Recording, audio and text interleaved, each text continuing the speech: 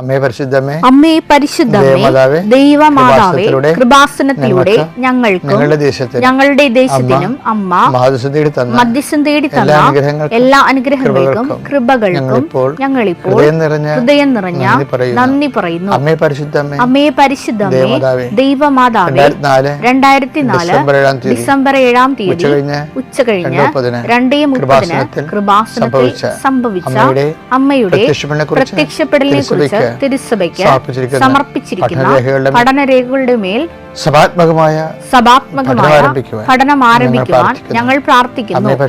അമ്മേ പരിശുദ്ധമേ, ഭൂസ്വർലോകങ്ങളുടെ രാജ്ഞിയായ അങ്ങേയ്ക്ക് ഭൗമ സംരക്ഷണത്തിനായി പ്രപഞ്ച പ്രകൃതിയെ തന്നെ തിരുസഭ പ്രതിഷ്ഠിക്കുവാൻ ഈ പ്രത്യക്ഷീകരണം വഴി ഇടയാക്കണമേ. പരിശുദ്ധമേ, ജപമാല മാതാവേ, സകല കൃപാസനം പ്രാർത്ഥനകളോടും ചേർത്ത് ഞങ്ങളിപ്പോൾ പ്രാർത്ഥിക്കുന്ന ഈ കുടുംബത്തിന്റെ പ്രത്യേക നിയോഗം പറമക്കളെ, അമ്മയുടെ പ്രത്യക്ഷീകരണത്തിന്റെ ഈ അനുഗ്രഹവേളയിൽ ഞങ്ങൾക്ക് സാധിച്ചു തരുവാൻ കനിയണമേ.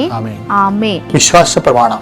സർവശക്തനായ പിതാവും ആകാശത്തിന്റെയും ഭൂമിയുടെയും സൃഷ്ടാവുമായ ദൈവത്തിൽ ഞാൻ വിശ്വസിക്കുന്നു. അവിടുത്തെ ഏകപുത്രനും ഞങ്ങളുടെ കർത്താവുമായ ഈശോ മിശിഹായിലും ഞാൻ വിശ്വസിക്കുന്നു.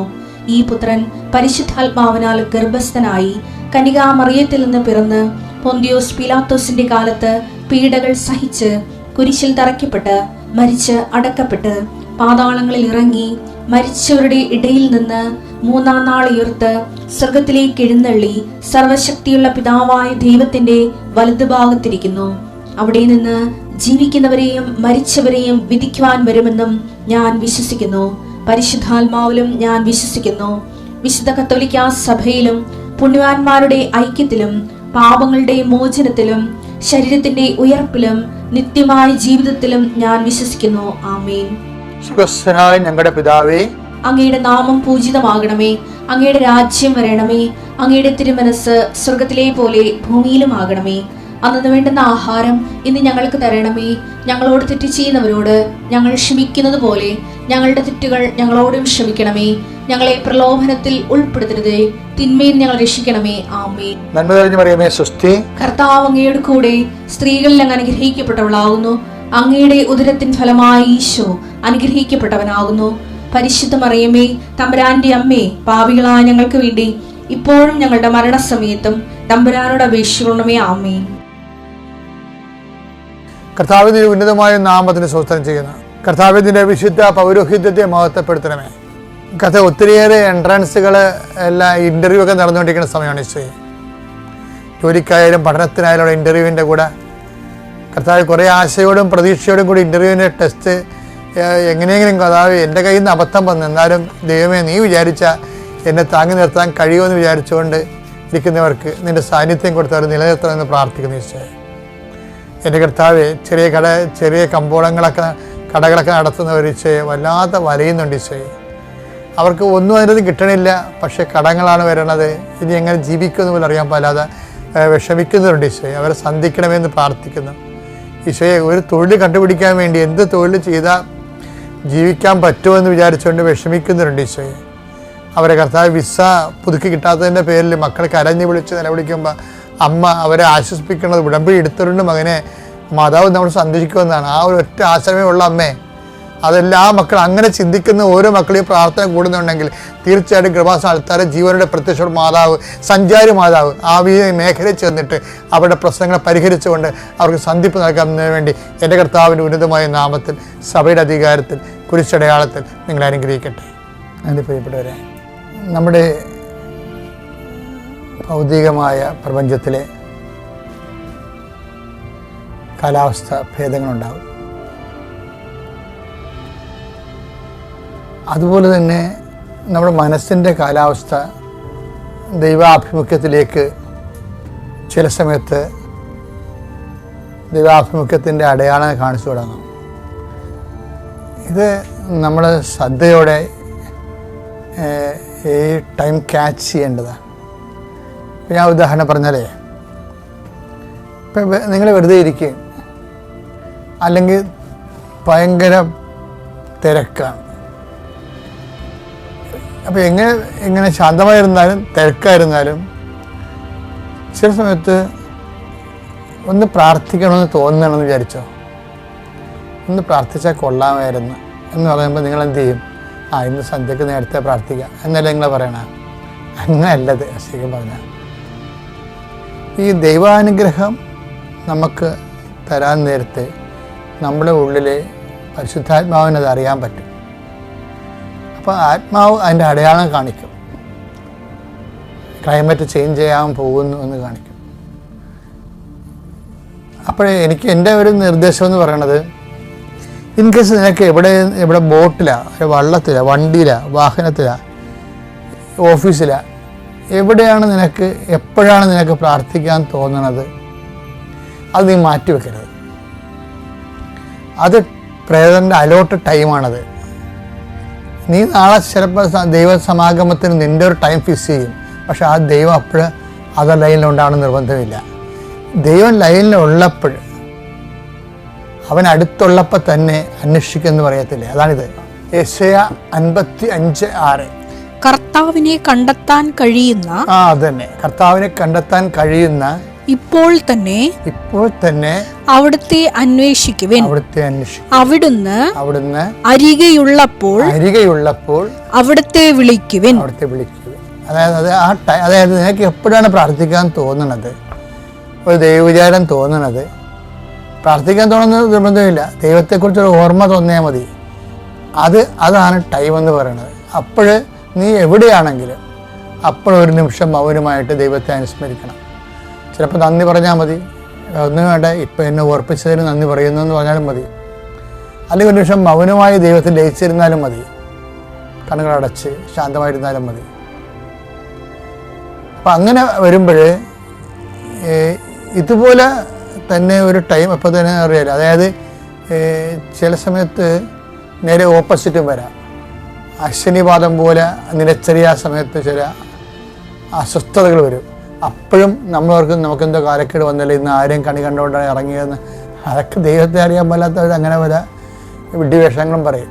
പക്ഷേ ദൈവബോധമുള്ളവനെ സംബന്ധിച്ചിടത്തോളം ചില സമയത്ത് നെഗറ്റീവ് അന്തരീക്ഷത്തിലൂടെയും ദൈവസാന്നിധ്യം ഉണ്ടാകും. ഇപ്പം നമ്മൾ ഉദാഹരണത്തിന് 24:32 എടുത്തേ, മത്തായിയുടെ സുവിശേഷം. അത്തിമരത്തിൽ നിന്ന് പഠിക്കുവിൻ, അതിന്റെ കൊമ്പുകൾ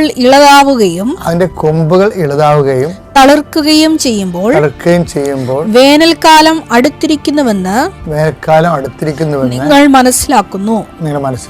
അപ്പോൾ വേനൽക്കാലം പിന്നെ ചൂടല്ലേ, ഈ ചില സമയത്ത് തണല് പോവേ, തണലിന് ഒത്തിരിയേറെ പ്രാധാന്യം ഉള്ളൊരു ദിവസമാണല്ലോ വേനൽക്കാലം. നമ്മൾ വഴിയെ പോകുമ്പോൾ തണൽ തേടിയില്ലേ ആൾക്കാർ പോണത്. ഞങ്ങളൊക്കെ സ്കൂളൊക്കെ പഠിക്കുന്ന സമയത്ത് തെങ്ങിൻ്റെ തണലിൽ കൂടിയാണ് പോണത്. കാരണം ഉച്ച 12 മണിക്ക് 1 മണിക്കൊക്കെ ഊണ് കഴിക്കാൻ വീട്ടിലോട്ട് വരുമ്പോൾ നല്ല വെയിൽ, സാധാരണ വഴി നല്ല വെയിലായിരിക്കും. അപ്പോൾ തെങ്ങിൻ്റെ തടം നോക്കി തണൽ നിർത്തി പോകും. വേനൽക്കാലത്തിൻ്റെ പ്രത്യേകത നമ്മൾ തണൽ തേടുന്ന ഒരു സമയമാണ്. നിങ്ങൾക്ക് ആരെങ്കിലും ഒന്ന് വേണം, ആരെങ്കിലും ഒന്ന് സംസാരിക്കണം, ആരോടെങ്കിലും നിങ്ങളുടെ ഈ സങ്കടം ഒന്ന് പറയണം, ഒന്ന് ഷെയർ ചെയ്യണം, ഒരു തണൽ വേണമെന്ന് പറയണത്, അതാണ് വേനൽക്കാലം എന്ന് പറയുന്നത്. ഒരു വേനൽക്കാലത്ത് വേറെ പ്രത്യേകത, നിങ്ങൾ പറയുന്ന ആളിൽ നിന്നല്ലായിരിക്കും ചിലപ്പോൾ സാന്ത്വനം ഉണ്ടാകാൻ പോണത്. അടുത്ത വചനം വായിച്ചേ. അതുപോലെ ഇതെല്ലാം കാണുമ്പോൾ വേനൽക്കാലത്തിന് അടയാളം കാണുമ്പോൾ അവൻ സമീപത്ത് വാതിൽക്കലെത്തിയിരിക്കുന്നുവെന്ന് നിങ്ങൾ മനസ്സിലാക്കിക്കൊള്ളുവിൻ. അപ്പൊ ദൈവത്തിന്റെ വരവാണ് വേനൽക്കാലം. ഇപ്പൊ നമ്മൾക്ക് വേനൽക്കാലം എന്ന് പറയുമ്പോൾ നമുക്ക് തണൽ നഷ്ടപ്പെട്ടു, ഒരു തണലിന് വേണ്ടി നമ്മൾ കെഞ്ചുന്നു, ആരെങ്കിലും സംസാരിക്കാൻ കിട്ടിയിരുന്നെങ്കിൽ, നമ്മുടെ ദുഃഖഭാരങ്ങളൊന്ന് ഇറക്കി വെക്കാൻ കഴിഞ്ഞിരുന്നെങ്കിൽ നമ്മൾ ഓർക്കും. പക്ഷെ വേണ്ടത് ആരെയാണ് ശരിക്കും പറഞ്ഞാൽ? വേണ്ട ദൈവത്തെയാണ്. ദൈവം നമ്മളെ സന്ധിക്കാനും സംരക്ഷിക്കാനും വാതിൽക്ക് നിൽക്കുമ്പോഴാണ് നമുക്ക് വേനൽക്കാലമായിട്ട് നമുക്ക് ഫീൽ ചെയ്യണത്. ഇങ്ങനെയുള്ള കാര്യങ്ങൾ വിവേചിക്കാൻ വേണ്ടി പ്രത്യേകം ശ്രദ്ധിക്കണം. ഒന്നും നെഗറ്റീവായിട്ട് സംഭവിക്കുന്നില്ല, എല്ലാം പോസിറ്റീവ് തന്നെയാണ്, മനസ്സിലാക്കുന്നതിൻ്റെ വിഷയമാണ്. ഇനിയുള്ള കാലങ്ങളിൽ ഇതുപോലെ ഒരു തണൽ തേടുന്ന മനസ്സ് തണൽ കൊതിക്കുന്ന ഒരു സമയം വന്ന കർത്താവ് അടുത്തുണ്ട് എന്ന ബോധ്യം ഉണ്ടാകണം. ചിലർക്ക് ഉടമ്പടി പുതുക്കുമ്പോഴാണ് പുതിയ അനുഭവത്വവും അടയാളവും ഒക്കെ ലഭിക്കണം. അതെന്തുകൊണ്ടാണെന്ന് ചോദിച്ചു കഴിഞ്ഞാൽ ഈ ഉടമ്പടിയുടെ ഒരു പ്രയോഗത്തിൽ നമ്മൾ ശ്രദ്ധിക്കേണ്ട ഒരു കാര്യമുണ്ട്. ഭാഗിക ബോധ്യവും പൂർണ്ണ ബോധ്യവും നമ്മൾ രണ്ട് കഷ്ണങ്ങളുണ്ട്. ബോധ്യം ഒരു പ്രശ്നമാണ്. ഉടമ്പടി ആർക്ക് വേണമെങ്കിലും എടുക്കാം, പക്ഷേ ഇത് കത്തണത് എപ്പോഴും നമ്മുടെ കൺവിക്ഷൻ്റെ അടിസ്ഥാനത്തിലാണ്. നമുക്കെന്ത് ബോധ്യമുണ്ട്. ഇപ്പോൾ രാവിലെ നമ്മൾ പ്രാർത്ഥിക്കാൻ പോകുന്ന വചനം റോമ 4:21. റോമ 4:21 എങ്ങനെയാണ് ഉടമ്പടി പെട്ടെന്ന് ഫയർ ആകുന്നതെന്ന് നമ്മൾ നോക്കണം. നമ്മളങ്ങനെ ഓരോ നോഹവുകൾ, ഇതുപോലെ ജ്ഞാനസൂത്രങ്ങൾ, ഉടമ്പടി കത്തിക്കുന്ന ഓരോരോ മെത്തേഡുകളുണ്ട് വിശുദ്ധ ഗ്രന്ഥം നൽകണം. നമ്മളതൊന്ന് വളരെ ഈ ഫിസിക്സും കെമിസ്ട്രിയും ഒക്കെ പഠിക്കണ പോലെ സാങ്കേതിക ജ്ഞാനത്തിന് ആവശ്യമായ ഒരു ബുദ്ധിപരമായ സൂക്ഷ്മത ഉടമ്പടി നമ്മളിൽ നിന്ന് ആവശ്യപ്പെടുന്നുണ്ട്. പ്രാർത്ഥിക്കുക, കർത്താവായ ദൈവമേ, ഒരു ഭക്തകൃത്യം എന്നതിനേക്കാളുപരി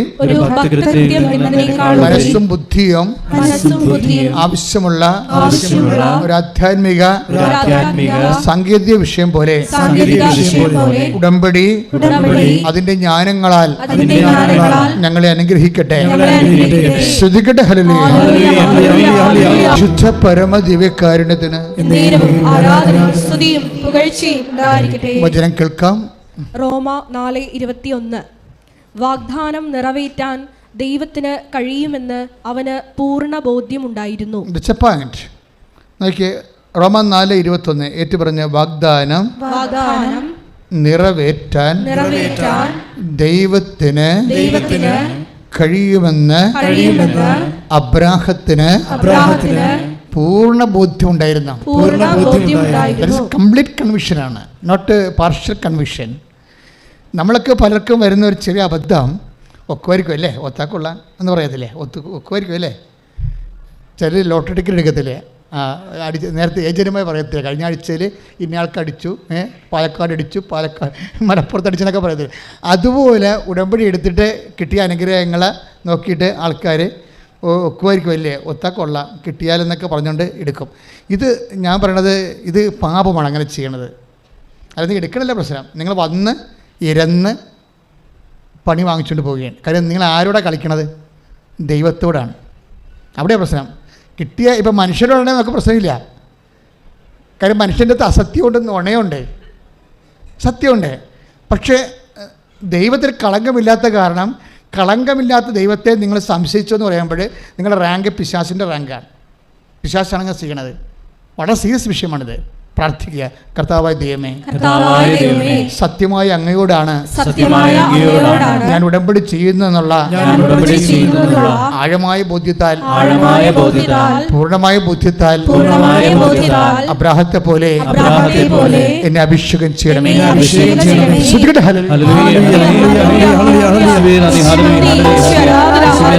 എൻ്റെ പ്രിയപ്പെട്ട ഈ പൂർണ്ണമായ ബോധ്യം, ദാറ്റ് മീൻസ് കംപ്ലീറ്റ് കൺവിക്ഷൻ. ഈ കംപ്ലീറ്റ് കൺവിക്ഷൻ ഉടമ്പടി എടുക്കുമ്പോൾ നിങ്ങൾ ഓരോ വിഷയത്തിന് വെക്കുന്ന ഓരോ വിഷയത്തിന് സാക്ഷ്യം പറയുന്ന ആൾക്കാരുടെ സാക്ഷ്യങ്ങൾക്ക് മനസ്സിലാകും. അവരതിൻ്റെ അകത്ത് പൂർണ്ണമായി മനസ്സർപ്പിച്ചിരിക്കുകയാണ്. അവർക്ക് ഡൗട്ടില്ല. ഇത്തിരി കാലങ്ങളിലൊക്കെ ഒരു വ്യത്യാസം വന്നാൽ, ഇപ്പോൾ കഴിഞ്ഞ ദിവസങ്ങളിൽ ഒരു മോളെ ഈ ദിവസങ്ങളിൽ ഞാൻ വെളുപ്പിന് കേട്ട സാക്ഷ്യമാണ്. അവരുടെ പേരിന് മേരി ഗ്രെയിൻ. അവരുടെ സാക്ഷ്യം, അവരുടെ വിഷയം എന്ന് വെച്ച് കഴിഞ്ഞാൽ ഓൾ ഇന്ത്യ ആയുർവേദിക് കോളേജിൽ അവർക്ക് സ്റ്റൈഫൻഡ് ഇങ്ങോട്ട് കിട്ടുന്ന രീതിയിൽ അവർക്ക് അഡ്മിഷൻ കിട്ടണം. അതാണ് വിഷയം. കാരണം ആയുർവേദിക് കോളേജിൽ അഡ്മിഷനൊക്കെ ആർക്ക് വേണമെങ്കിൽ കിട്ടും. ആർക്ക് വേണമെന്നില്ല, ഒരു 85% സ്കോറിങ്ങൊക്കെ വന്ന ആൾക്കാർക്ക് അഡ്മിഷൻ കിട്ടാനുള്ള സാധ്യതയാണ്. സീറ്റ് കുറവാണ്. ഇത് ഗ്രാജുവേഷനാണ് കിട്ടേണ്ടത്.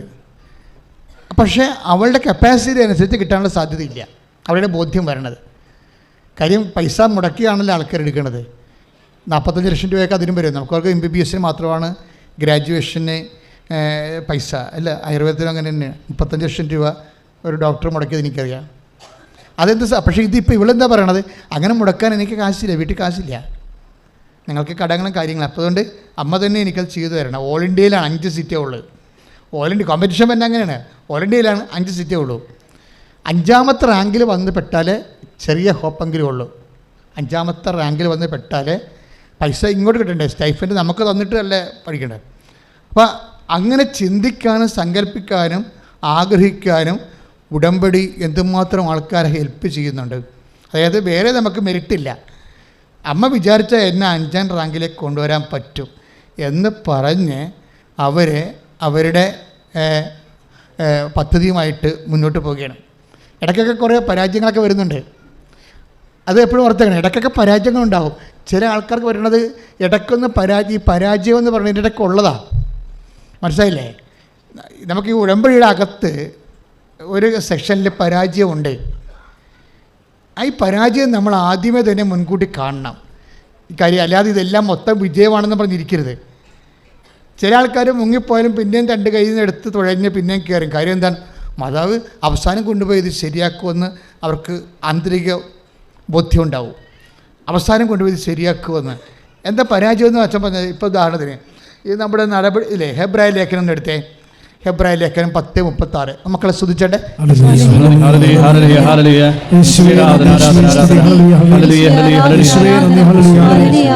ഹെബ്രായർ 10:36. ഹെബ്രായ ലേഖനം 10:36.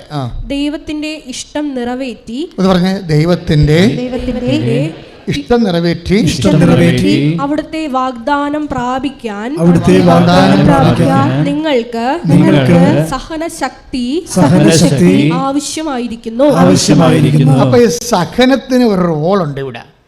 എപ്പോഴായാലും നമ്മൾ ഇതിൻ്റെ അകത്ത് സഹനത്തിൻ്റെ ഒരു കാലാവസ്ഥ ഉറപ്പാണ്. നിങ്ങളുടെ രോഗസൗഖ്യത്തിനായാലും ശരി, പരീക്ഷാ വിജയത്തിനായാലും, ജോലിക്കായാലും, ജപ്തി നടപടി രക്ഷപ്പെടാനായാലും ഇതിൻ്റെ അകത്ത് ഒരു കാലഘട്ടം സഹനത്തിൻ്റെ കണ്ടൻ്റ് ഉണ്ട്. പക്ഷേ ഇതിനെ എങ്ങനെയാണ് കൗൺട്രാക്ട് ചെയ്യണത്? സഹനത്തിൻ്റെ കാലഘട്ടം നിങ്ങൾക്ക് തോന്നുന്നുണ്ടോ? സഹനത്തിൻ്റെ ഒരു കണ്ടൻറ് ഇല്ല, മാറ്റി നിർത്തിക്കൊണ്ട് നിങ്ങൾക്കിത് അഭിമുഖീകരിക്കാൻ പറ്റത്തില്ല. കാര്യം ഉടമ്പടിയിൽ എന്താ ചെയ്യണത്? ദൈവത്തിൻ്റെ വാഗ്ദാനമാണ് നമ്മൾ പ്രാപിക്കണത്. കാര്യം ഓൾറെഡി നമ്മുടെ വിഷയങ്ങൾക്ക് വേണ്ടി ദൈവം വാഗ്ദാനം പ്രഖ്യാപിച്ചിട്ടുണ്ട്. അപ്പോൾ ദൈവത്തിൻ്റെ വാഗ്ദാനം പ്രാപിക്കുന്നതിന് വേണ്ടി നമ്മളെ കൈയും കഴുകി അങ്ങനെ ആരെങ്കിലും നമുക്ക് മുമ്പിൽ കൊണ്ടുവന്ന് ഇലയിടുമെന്ന് ആരും വിചാരിക്കരുത്. ദൈവത്തിൻ്റെ വാഗ്ദാനം പ്രാപിക്കാനേ കൈ കഴുകി ചെല്ലുമ്പോൾ തന്നെ ഇലയിടുമെന്ന് ആരും വിചാരിക്കരുത്. അതിന് സഹനശക്തി ആവശ്യമാണ്. കൈയടിച്ച് കർത്താൻ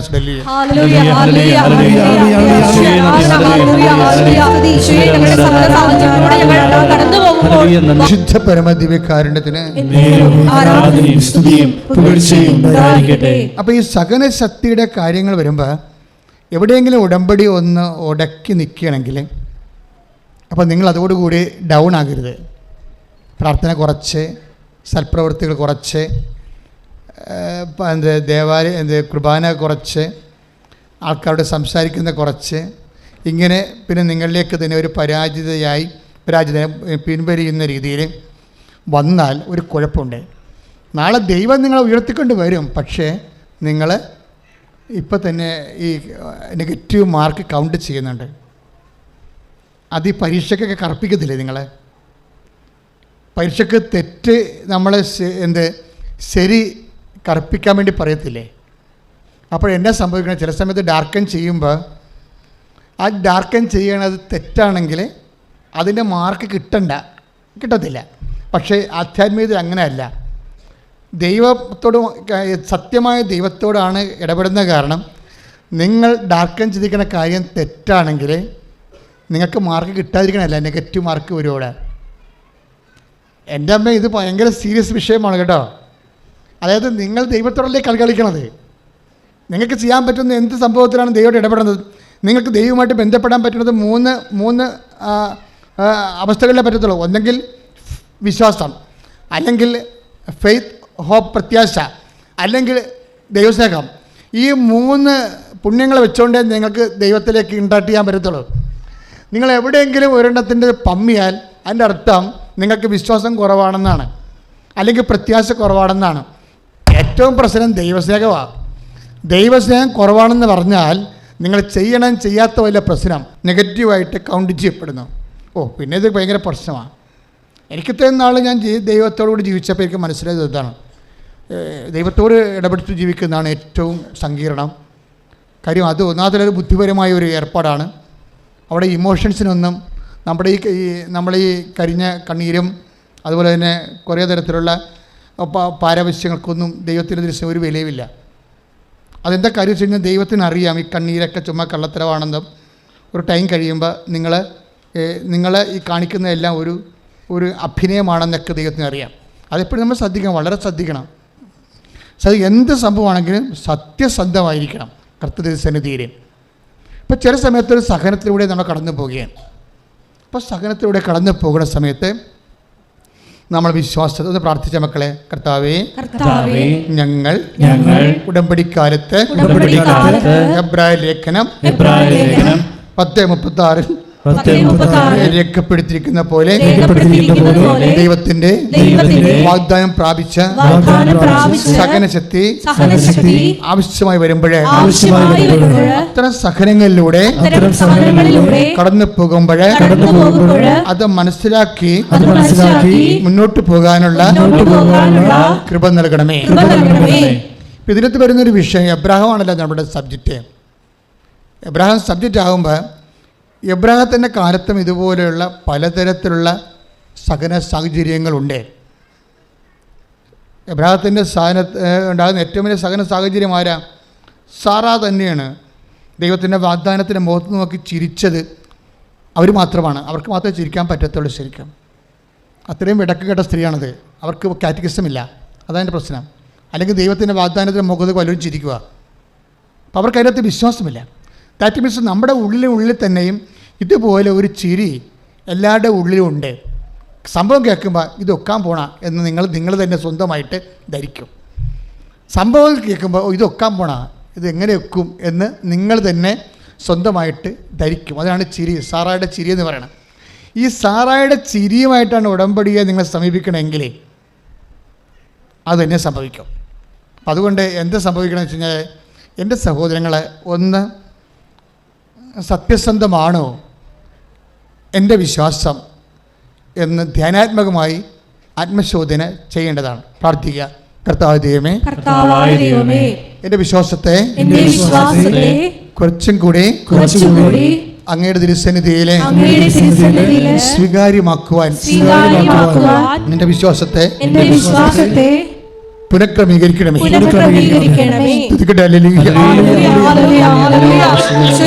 വിശ്വാസത്തെ പരിഹരിച്ച്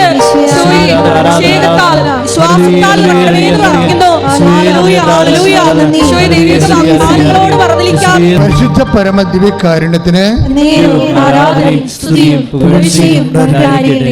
മക്കളെ, നമുക്ക് ഈ ചൂണ്ട കിട്ടിട്ട് ചില ആൾക്കാർ ഈ സന്ധ്യയാകുമ്പോഴൊക്കെ ചില കുഞ്ഞു മീനിനെയൊക്കെ കോർത്ത് ചൂണ്ടയിട്ടിട്ട് പുഴയിലെ എവിടെയെങ്കിലും കൊണ്ടുപോയിട്ടിട്ട് പോരും അല്ലേ. എന്നിട്ട് പിറ്റേ ദിവസം പോയി ചൂണ്ട കൊളുത്തിയിട്ടുണ്ടെന്ന് നോക്കും. ഇങ്ങനെ ചില ആൾക്കാർ ഉടമ്പടി ചെയ്യുന്നുണ്ട്. ചൂണ്ടക്കാർ ചുമ്മാ ദൈവമായിട്ടൊരു ഉടമ്പടി ചെയ്തിട്ടേക്കും. എന്നിട്ട് പിന്നെ അവർക്കിഷ്ടമുള്ള പോലെ അവർ ജീവിക്കും. മാറിക്കിടന്നുറങ്ങുകയോ പഴയ പോലെ തോന്നി മാസമായിട്ട് ജീവിക്കുകയും ചെയ്യും. ഇത് ഇടയ്ക്ക് പോയി കൊത്തിയിട്ടുണ്ടെന്ന് നോക്കും. ഇന്ന് അവർക്കവിടെ ചെയ്യത്തില്ല. നിങ്ങളുടെ ഇരിക്കുന്നത് ഒരു 50% ആൾക്കാർ ഈ ടൈപ്പാണ്, ചൂണ്ടക്കാരാണ്, ഉടമ്പടി ചൂണ്ടക്കാർ. ഇത് കരിക്കലിന് വന്നിട്ട്, അതായത് ഞങ്ങളുടെ നാടൊക്കെ കരിക്കലെന്ന് പറയണത് ഈ സന്ധ്യയ്ക്ക് ഉള്ള സമയത്തിനാണ്.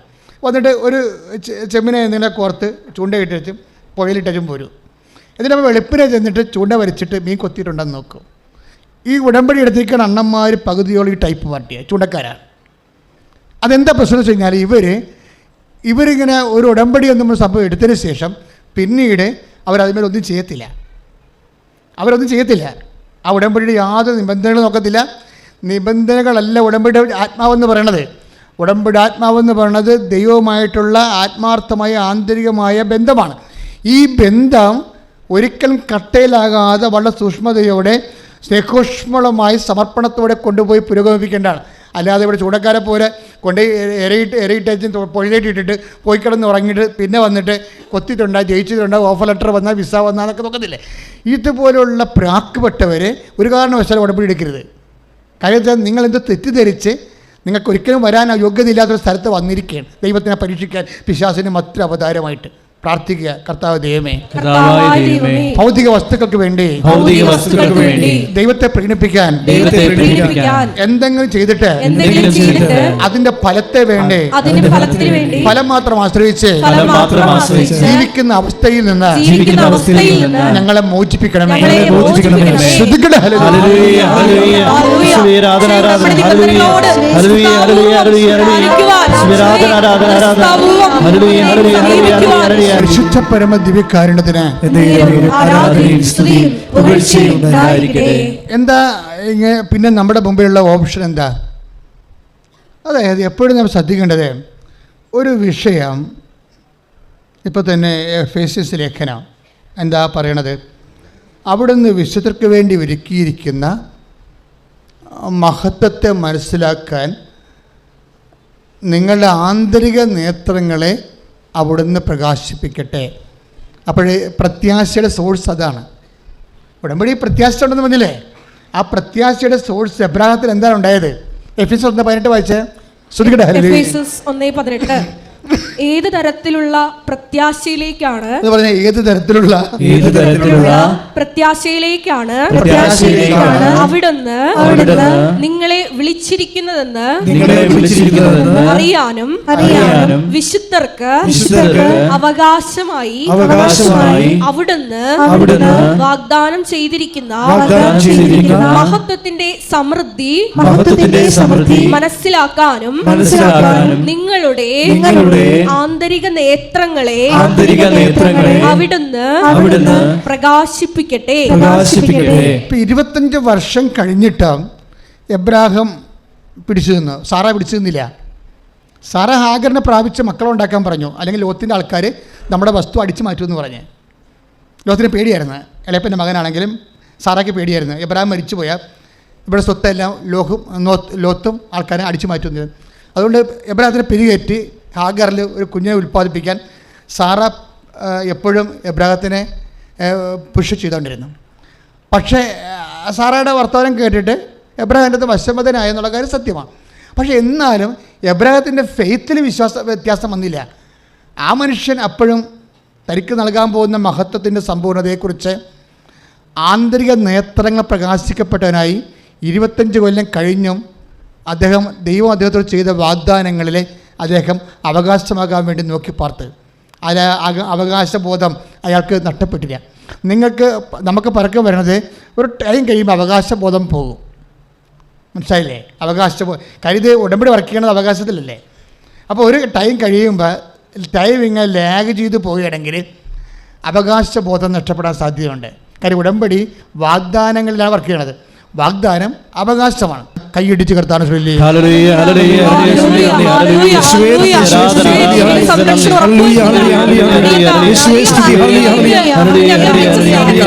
നിങ്ങൾ ദൈവം ബ്ലെസ് ചെയ്യുന്ന സമയമാണ്. അച്ഛൻ നിങ്ങൾക്ക് വേണ്ടി പ്രാർത്ഥിക്കാൻ തുടങ്ങുന്നു. അതിശക്തം കർത്താവ് നിങ്ങളുടെ രോഗങ്ങൾ, വിഷമതകൾ, ഹൃദയത്തിൻ്റെ ഭാരങ്ങൾ, അടിപോലെ ഇരിക്കുന്ന ഹൃദയത്തിൻ്റെ അവസ്ഥകൾ എല്ലാം മാറ്റപ്പെടാൻ വേണ്ടി കർത്താവേ നിന്റെ വിശുദ്ധ പൗരോഹിത്യത്തെ നീ മഹത്വപ്പെടുത്തി പ്രാർത്ഥിക്കുന്ന സഭയിലുള്ള സാന്നിധ്യം പ്രകടമാക്കാൻ പ്രാർത്ഥിക്കുന്ന 36 വർഷം ഞാൻ അർപ്പിച്ച കൃപാന്റെ യുഗതയാൽ കൃപാസംസ്ഥാനയിൽ ജീവനോടെ പ്രത്യക്ഷപ്പെടുന്ന മാതാവിന്റെ മാധ്യസ്ഥത്തിൽ എല്ലാ ഭാരങ്ങളും എല്ലാ ആശ്വാസങ്ങളും എല്ലാ രോഗങ്ങളും യേശു നാമത്തിൽ മാറിപ്പോകട്ടെ. ശ്രദ്ധിക്കട്ടെ. എന്താ പ്രശ്നം? ഒരു ടൈം കഴിയുമ്പോൾ അവകാശം ഔദാര്യത്തിൻ്റെ രീതിയിൽ നിറം മാറാൻ സാധ്യതയുണ്ട്. അവകാശത്തിന് നിറം മാറ്റം ഭയങ്കര സീരിയസ് വിഷയമാണ്. ഉടമ്പടിയിൽ വ്യക്തികൾക്ക് സംഭവിക്കുന്നതാണ്. അവർ അവകാശത്തിന് ഔദാര്യത്തിൻ്റെ വില കൊടുക്കുമ്പോൾ അതിന് നിറം മങ്ങും. ഔദാര്യം അവകാശമല്ലല്ലോ. അപ്പോൾ സംഭവം ജോലി, വീട്, വിവാഹം ഇതൊക്കെ താമസിക്കുകയാണെങ്കിൽ തീർച്ചയായിട്ടും നിങ്ങൾക്ക് അവകാശബോധം പോയിട്ട് ഔദാര്യബോധം വരും. അവകാശത്തെ നിറം മങ്ങും. ഇതാണ്. പക്ഷേ ഇത് മങ്ങാതിരിക്കാൻ എന്താ ചെയ്യേണ്ടത്? അവകാശം ഔദാര്യത്തിൻ്റെ അവസ്ഥയിലേക്ക് അധപ്പതിക്കാതിരിക്കാൻ എന്താ കാരണം? എന്താ? ആന്തരിക നേത്രങ്ങളെ പ്രകാശിപ്പിക്കണം. അതാണ് എഫേസ്യസ് 1:18 ഒന്നൊരു വായിച്ച് ശ്രദ്ധിക്കട്ടെ. ഹല്ലേലൂയ. ഏതു തരത്തിലുള്ള പ്രത്യാശയിലേക്കാണ് അവിടുന്ന് നിങ്ങളെ വിളിച്ചിരിക്കുന്നതെന്ന് അറിയാനും വിശുദ്ധർക്ക് അവകാശമായി അവിടുന്ന് വാഗ്ദാനം ചെയ്തിരിക്കുന്ന മഹത്വത്തിന്റെ സമൃദ്ധി മനസ്സിലാക്കാനും നിങ്ങളുടെ ആന്തരിക നേത്രങ്ങളെ അവിടുന്ന് പ്രകാശിപ്പിക്കട്ടെ. അപ്പൊ ഈ ആന്തരിക നേത്രങ്ങള് ഉടമ്പടിയുടെ ഒരു പ്രധാനപ്പെട്ട, നമുക്കറിയാലേ, നിങ്ങൾ പറയണ പോലെ ഉടമ്പടി അത്ര സിമ്പിൾ അല്ല. കാര്യം ലാഗ് ചെയ്യുന്ന വിഷയങ്ങളുണ്ടെങ്കിൽ, അല്പം ദൈർഘ്യം വേണ്ട വിഷയങ്ങളുണ്ടെങ്കിൽ അതിനെ കൗണ്ടറാക്ട് ചെയ്യാൻ നമുക്ക് വേണ്ടത് ആന്തരിക നേത്രങ്ങളെ പ്രകാശിപ്പിക്കുകയാണ്. കൈ നെഞ്ചത്ത് വെച്ച് പ്രാർത്ഥിക്കുക. കർത്താവ് ദൈവമേ, എൻ്റെ ജീവിതാവസ്ഥകള് ചില കാര്യങ്ങളിൽ അങ്ങ് ഇടപെടുന്നതിന് കാലതാമസം വരുന്നുണ്ടെങ്കിൽ അതിനെ മനസ്സിലാക്കാൻ എൻ്റെ ആന്തരിക നേത്രങ്ങളെ അങ്ങ് അഭിഷേകം ചെയ്യണമേ. ശ്രദ്ധിക്കട്ടെ. അഭിഷേകം ചെയ്യണമേ. Hallelujah, hallelujah,